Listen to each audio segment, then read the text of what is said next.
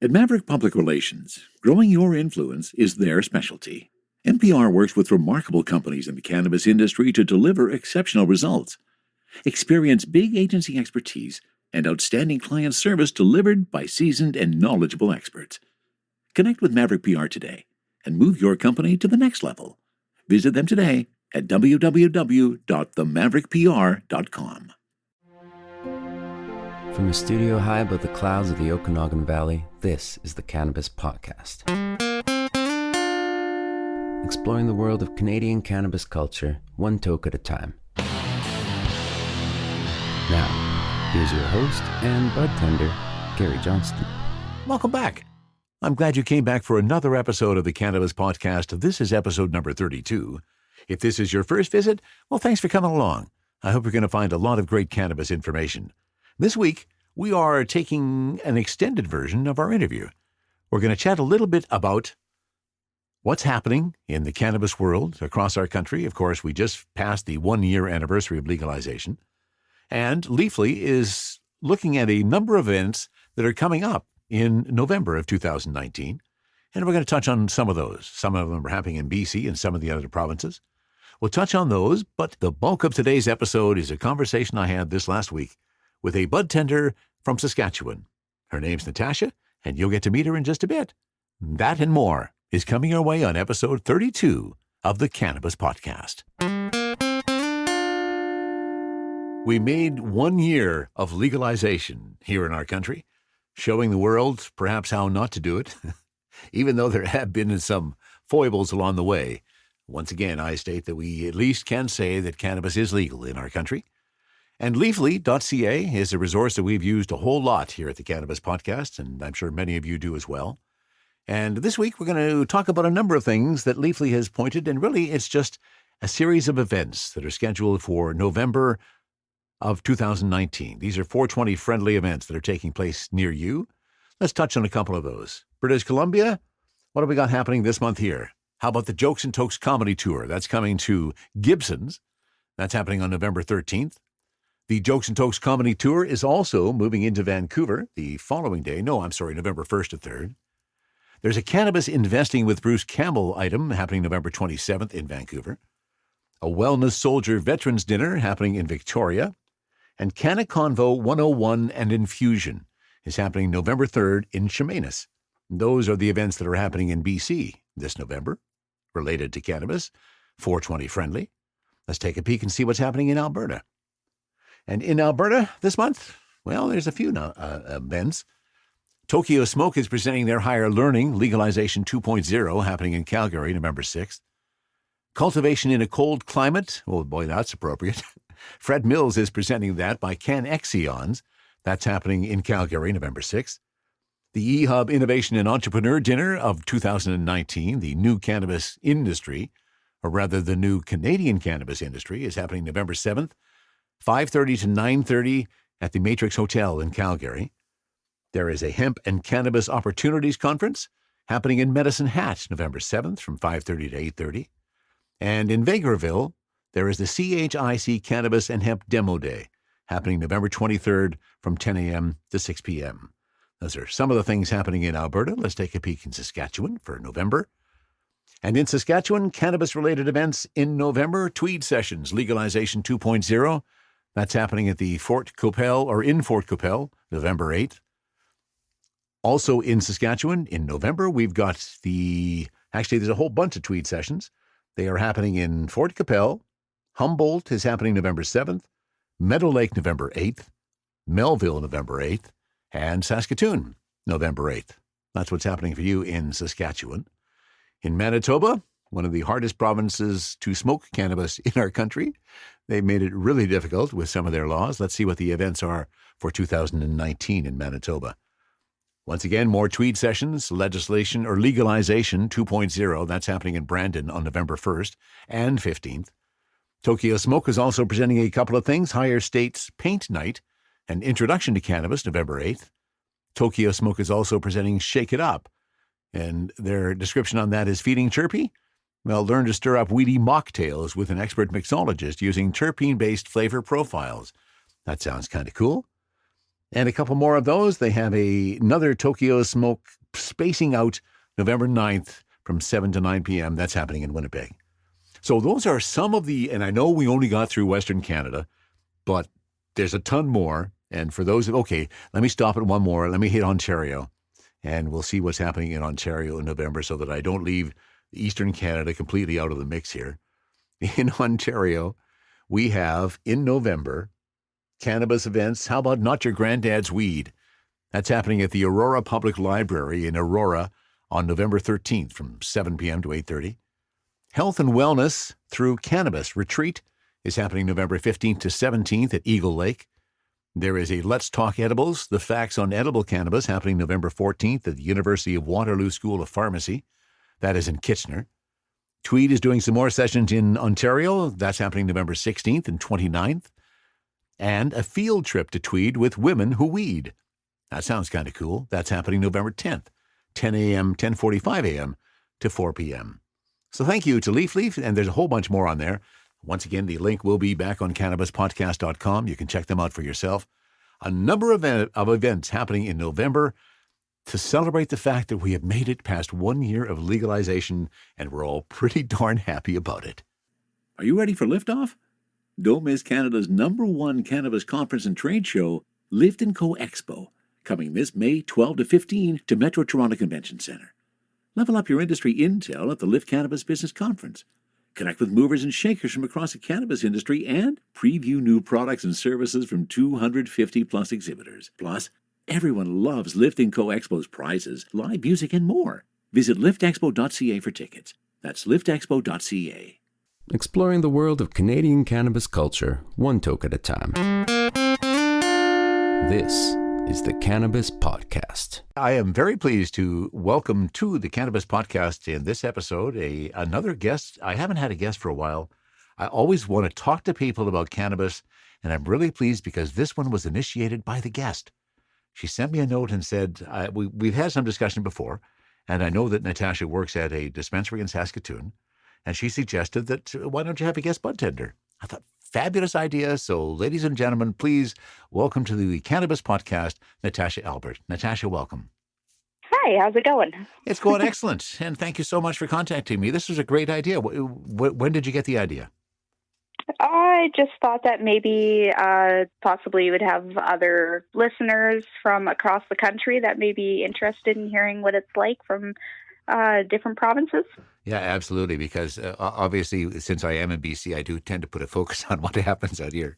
So I appreciate having that other perspective. So let's get a sense of where you are and where you have been with cannabis. When did you first start with using cannabis? I started actually consuming cannabis at about age 14, but my parents were like regular users, and they often tried to grow their own cannabis. So I was around it for quite a while. Yeah, so it was just in your general atmosphere, so it was nothing to you to start smoking. Absolutely, yeah, and all my friends did anyway. So yeah, that absolutely. Peers are still a big factor in all of our lives. Totally. So is there a particular reason that you got into using cannabis? Was there something that it did for you that was lacking before you found it? In the beginning, I kind of just used it just to get high, honestly. Yeah. I was younger and didn't understand that it had medicinal benefits. But as I got older and had children, I started realizing that it helped with my depression and my anxiety, and as well as my IBS. Nice. So I just kind of stuck to using it. Yeah, excellent. There are so many. It's such a wonderful plant, and Absolutely, people are discovering more and more about it all the time. I love hearing stories like that. So you are in Saskatchewan, right? Saskatoon. Yes. Is that where you're from? Have you always lived in Saskatchewan? No, actually, I was born in BC. Oh, were you? In Prince Rupert. Oh, okay. Yeah. So, and then I just moved here about 2 years ago, and yeah. Nice. So give me a sense, Natasha, of how the Saskatchewan retail system works for cannabis. What did they do there? Is it just government or a mix of private and government? It's just so it's like government, but they're not involved in like in between LPs and stores. So stores and or businesses can acquire cannabis straight from the licensed producers themselves. Oh, I didn't realize that. So direct associations to the LP between the stores. Absolutely, and it's a huge benefit. There's less mix-ups that can happen with talking between each other. We get to have like reps come right into the store and talk to us, and it's really beneficial. Nice. How would you describe the rollout of the stores across the province? As you know, as a listener of the podcast, I complain a lot about the glacial pace of how things happen here in BC. What was the rollout like over the last year in Saskatchewan? There was only about a few stores that were open for legalization day, but they've been steadily opening like all across the province. I can't put a number on how many are open in the province at the moment, but from what I know of, there's got to be at least 20. Okay, good. So a lot of towns and cities have their own stores now. Absolutely. And Saskatchewan actually just recently dropped the lottery to acquire a license for a store. So, hallelujah. Yeah. So now starting in April, any town that's 2,500 population or less, they get to apply for a license. And then I believe it's September to 2020, then anybody else can start applying as well. Okay, nice. And the rules to get in the store, what's the age limit in Saskatchewan? It's 18. 18. Or 19. 19, yeah. So that's pretty well standard. You're checking IDs, obviously, at the door and pretty strict on that? Yeah. Yes, we do it twice, once at the door and then once right before purchase. Oh, right before purchase as well. Okay, yeah. Interesting. And what has your experience been? If you were to put it into a couple of sentences, having worked in a dispensary in Saskatchewan, what's it been like for you? I love it. For the majority of the time, it's been great. I've learned a lot about cannabis and about how it's all becoming legalized and the process that it takes, especially with edibles now. Yeah. And with the customer base, the majority of customers are happy. And I've also noticed that a lot of the customers are mostly older generation. Okay. More so like between 35 and 65. Yeah. Yeah. And we still get a few customers, that come in and say, oh, the prices are much cheaper on the black market. But yeah, of course. I remind them that in time, the prices here will definitely be dropping too. But we just got to keep positive and have some patience. Yeah, it's very true. And what you say echoes the latest StatsCan study, because they agree with you that there's more seniors who are getting into Absolutely. Smoking cannabis. And I see the same thing. I agree totally that that's a blossoming market, to say the least.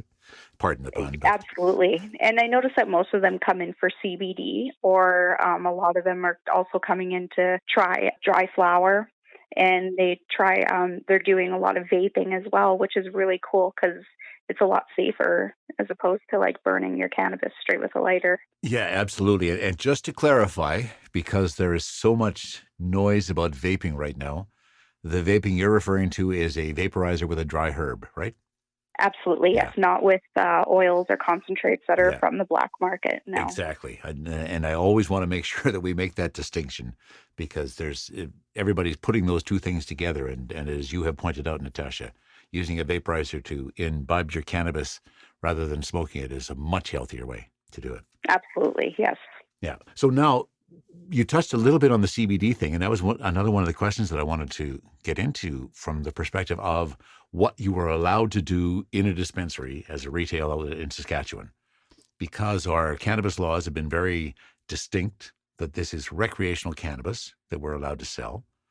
How do you address the questions when you get the questions about any medicinal usage when they come to your store? I just remind them that I'm not a medical professional, mm-hmm. and that I'm not legally allowed to give any medical advice. Yeah. And we also have a business in the city that is for medicinal like medicinal cannabis patients. Okay. So I will often refer them to that business so that they can get the proper advice that they need. But Excellent. going off of what they've talked about, I can usually refer them to CBD or like a low THC product. Okay, so you will still make some recommendations if you can figure it out based on what they're talking about. Yeah, if they're able to like better reword their request, Yeah. and say, well, I'm just looking for a CBD product, then I'll be able to like better help them. But when they ask me, I have really bad arthritis, well, I can't help them. Yeah, and that's very clear in the legislation. So I was just curious how that happens. And also, can you give me a perspective of how many customers are asking those types of questions, wanting to find some relief for some ailment that they have, as opposed to just coming in and wanting a good buzz to watch a movie? I'd say at least 5 customers a day coming in and mentioning medicinal issues. Okay, so it is a part of the audience that is out there and is probably not going to go away. No, not at all. And it's a hurdle that we find is difficult sometimes to find a way to get over and help. And sometimes we really wish we were allowed to give some form of advice, as long as we were like educated in the matter, you know? Mm-hmm, exactly. A little bit of foundation with the preceding note that, as you've already said, you're not a medical professional, you're not offering a prescription or anything like that. With those kind of qualifiers, there are some things that we should be able to do. Cool. Exactly, yes. Okay, so one of the things you also told me, Natasha, is you've been doing some product reviews yourself. As you know, Cultivar Corner is one of my favorite pieces. Give me a sense of some of the reviews you've been doing, and are these something that you are doing in a written presentation that your customers can use, or is there some video, or how are you presenting them? I have an Instagram account. Okay. And I do all of my reviews on there. Nice. It's usually lots of pictures, and I do like very thorough reviews from down to the flavors, the smell, terpene profile, Nice. THC, CBD, and how it's smoked. I also include like how the ash burns. And I just make sure that I cover everything that everybody would be curious to know about that strain. Wow. And and then I just include some really nice pictures of the buds and like the company that it comes from. I usually tag them as well. Excellent. That sounds really good. Are you willing to share your Instagram handle so that we can take a peek? Absolutely. It's stoned Aquarius Stone Aquarius Princess. Sorry, I smoked one before you called me. That's okay. I expected that you would have, so I'm perfectly acceptable with that. Let's start again. So now here's Natasha's Instagram address. Stoned Aquarius Princess. And in between stoned and the last one, there's a period. Stone.aquarius.princess. Yes. Perfect. Excellent. I'm going to check it out, and you've given me some ideas. I should probably be doing the same thing with the stuff. I may, if you don't mind, I may steal some of your ideas of what you're doing with some of the reviews too. Absolutely. I don't mind at all. Yeah, it sounds like you're covering a lot of the information that I try to get. Sometimes that information isn't available to me, either because the retailer doesn't have it or whatever the case is. But that's really cool. So how many of those have you done, Natasha? I'd say like just under 20. I also use my Instagram from an advocate for parents who consume cannabis as well. So I really stand up for parents who consume and help them, gain some confidence so that they know that they're not a bad parent for smoking cannabis at all.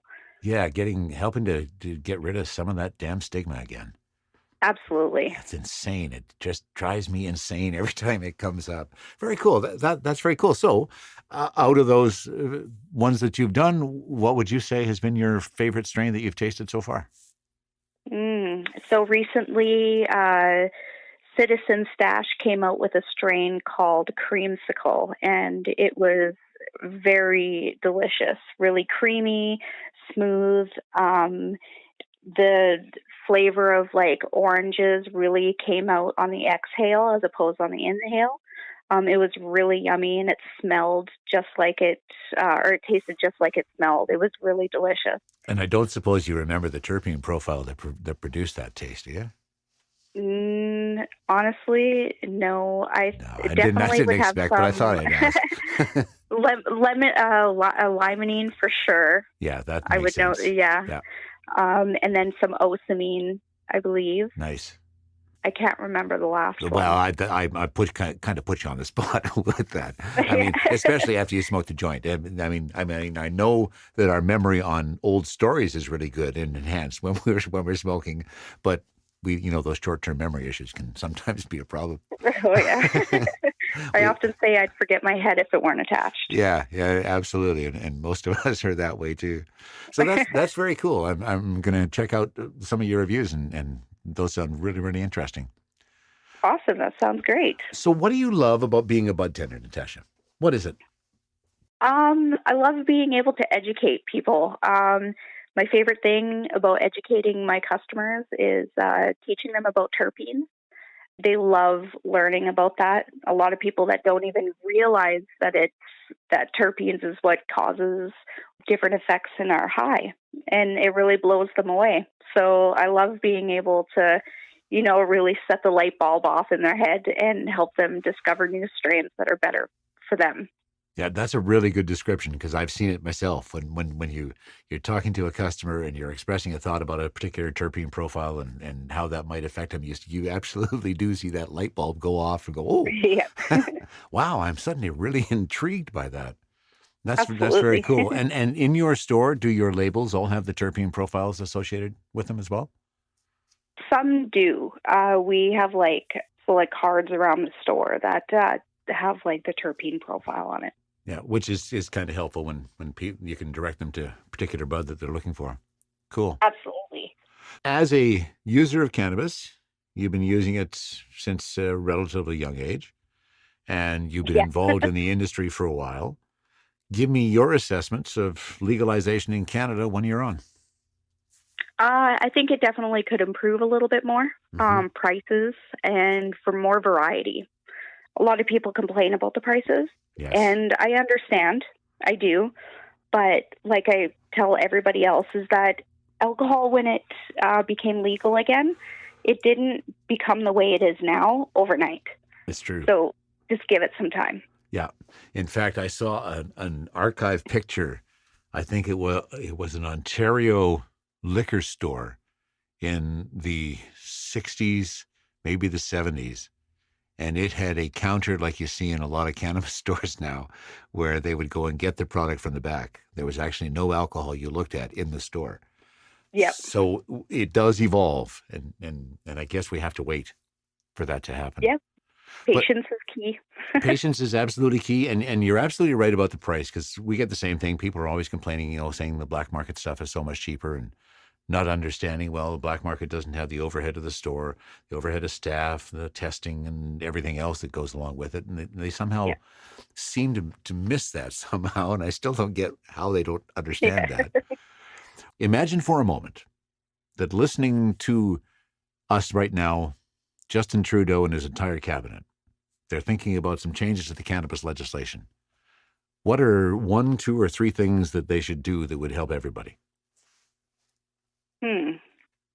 So I definitely would say higher THC levels for the edibles that are out. You mean the 1 milligram you don't think will do enough? Especially for the medicinal side, because it's affecting them a lot.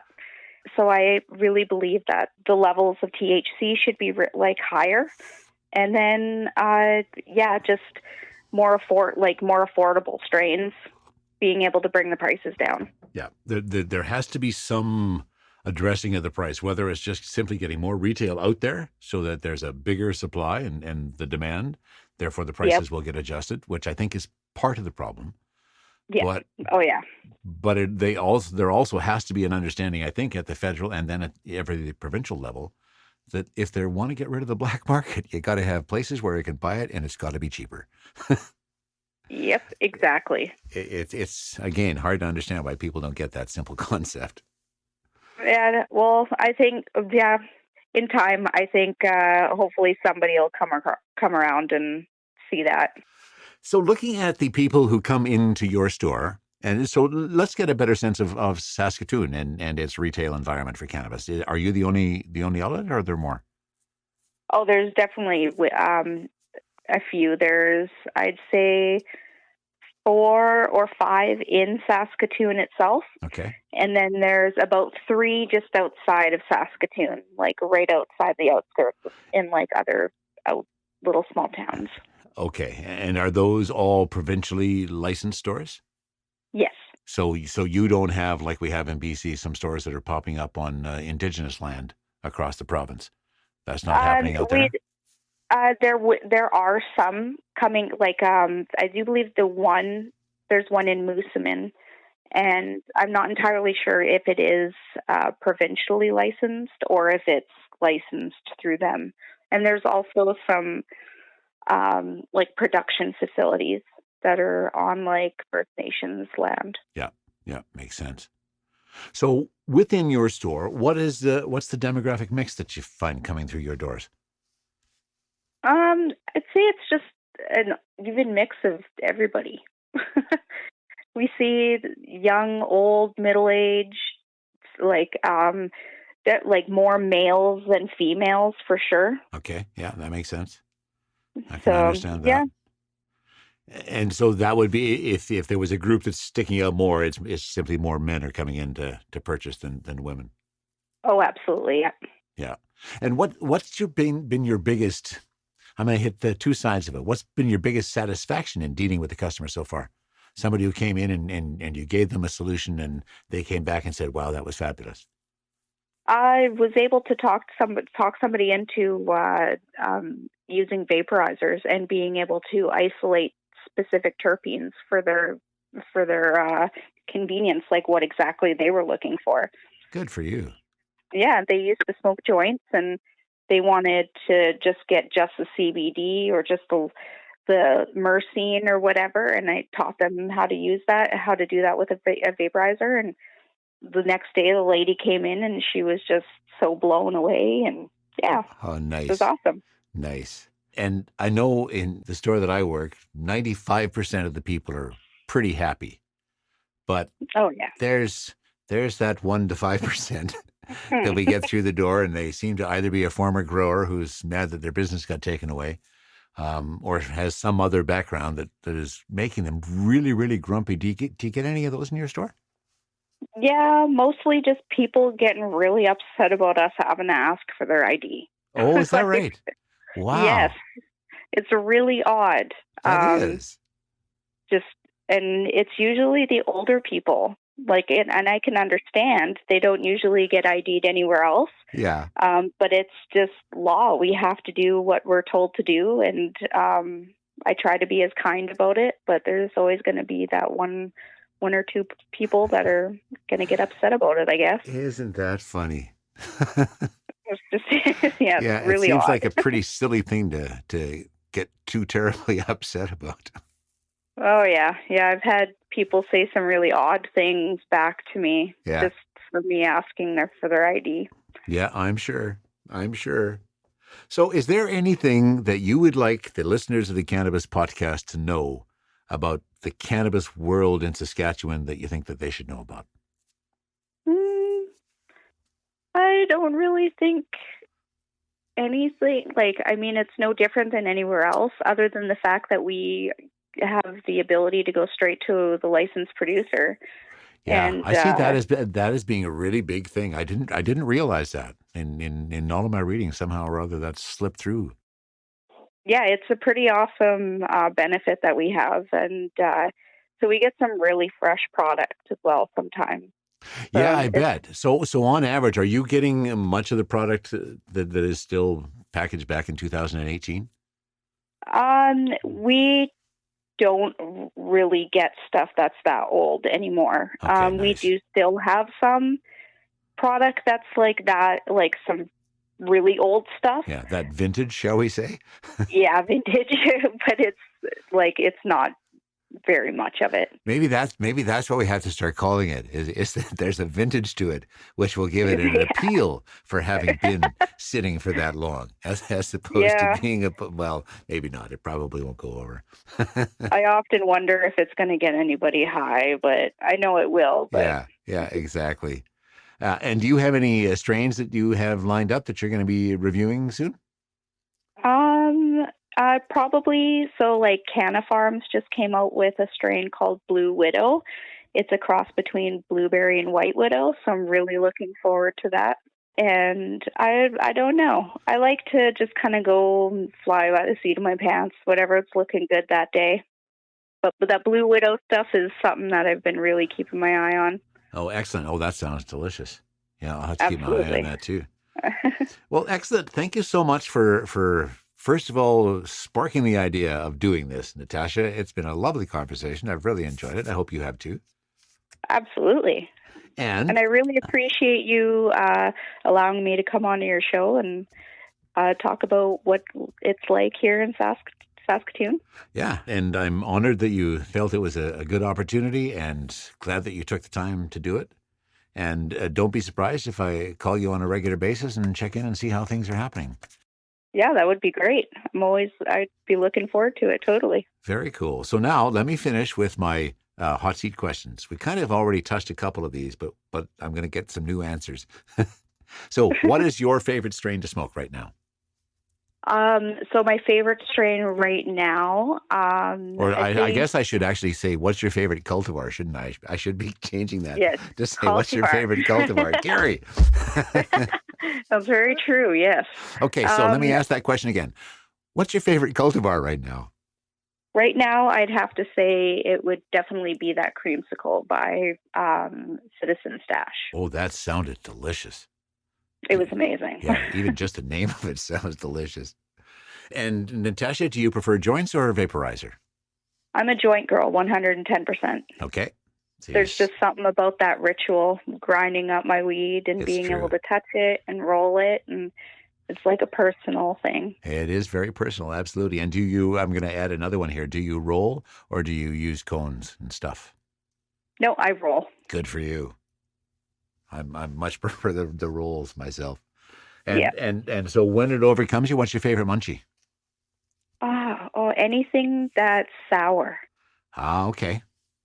I like sour keys, sour dinosaurs, Nice. sour Skittles, really anything that's sour. Excellent. Sounds delicious. If you had the option, would you prefer cake or pie? Ooh, that's a tough one because it depends on what kind of cake, what the cake is and what the pie is. Well, you can put a qualifier on the answer. That is allowed. Probably strawberry shortcake if that's what it was. Oh, delicious. And we really haven't touched on this, and I might actually take a minute and pause my hot seat questions and get your sense of what you think is going to happen now that edibles have been legalized as of October 17th, not expected to show up in any stores till probably December 17th. But what's your sense of what that's going to do to your business and to your customer base? I think it's going to definitely, we're going to be a lot busier, and it's going to bring a whole new level of customers, mostly younger, because we've definitely had been a lot of younger kids coming in and asking for edibles. And as well as seniors, they seem to really be more interested in edibles as well. That's true. I've seen that same thing.